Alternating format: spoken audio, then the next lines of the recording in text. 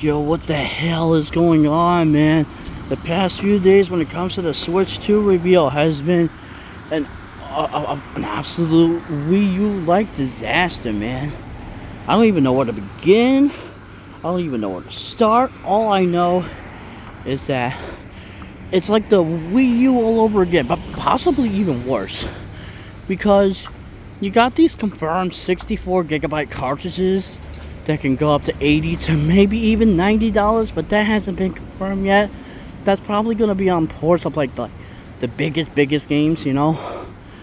But no, there's already people defending it, and I think it's absolutely ridiculous because there are people like, wait, they'll bring out bigger sizes, they'll bring out something to match the PS5 inside, maybe even surpass it with 128 gig.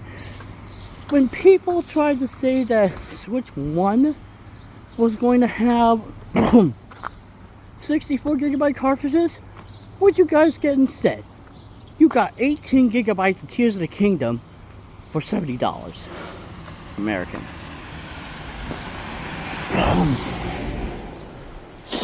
So,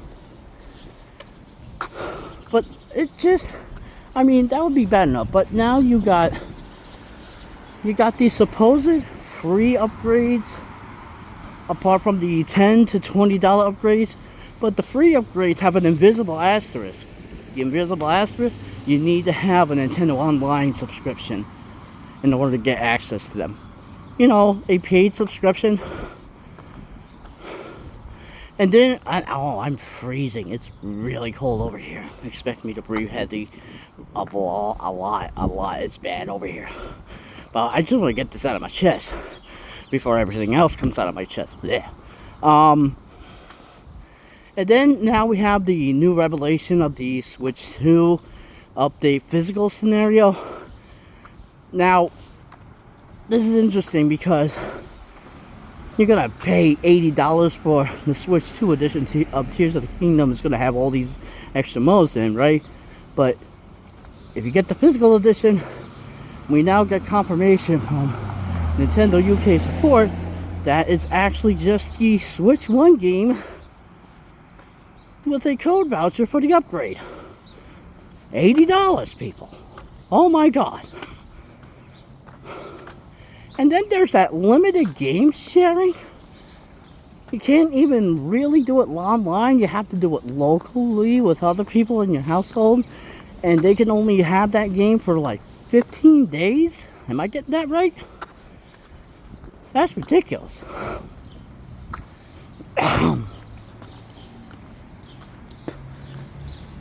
I think it's insane.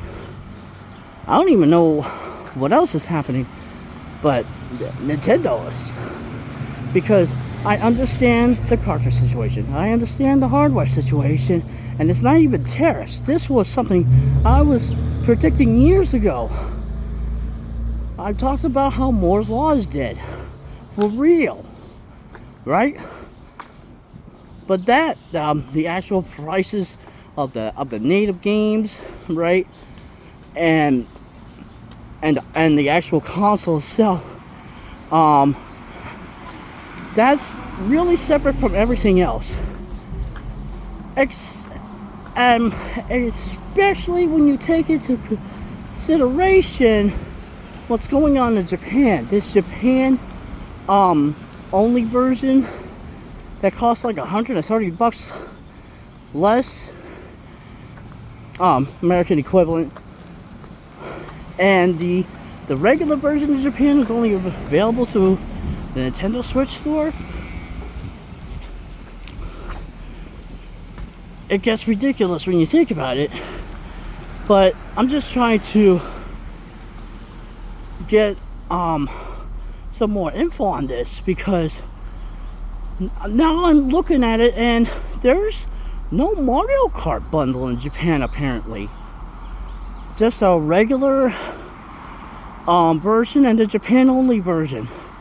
And I'm hearing that if you want to upgrade the Japan only version to support more languages, that's going to be up to $200 extra DLC. Can anybody else get me more verification on that? Because that's ridiculous.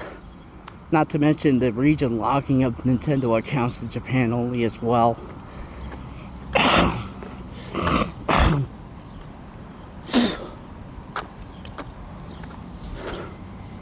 God, it's so cold here.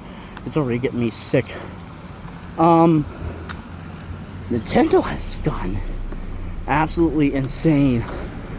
But then now we're getting this one about the micro SD express cards.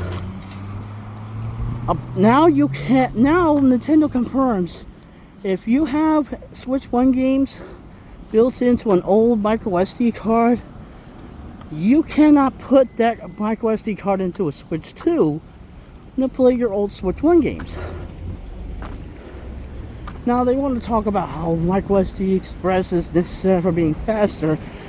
Generally, the micro SD cards are faster than the Switch 1 cartridges. There shouldn't be any problem to play Switch 1 games.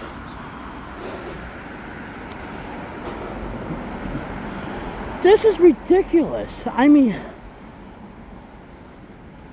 and this is not even taking into consideration the reevaluation of the console pricing now in the wake of current tariff-related events, which I don't think is actually going to happen for a number of reasons. But that's a video for another time. Everything else that they're doing is just ridiculous. It's absolutely insane. And you know it's sad when the same people that would have made every kind of video on earth about Sony, if they were to do the exact same crap, are now just singing crickets when it happens to Nintendo. When Nintendo was the one causing this, perpetrating this.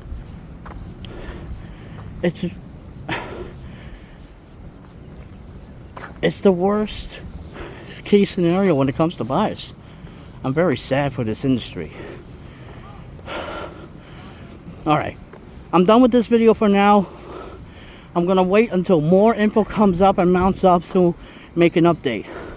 Until then, this is Yo's One signing off.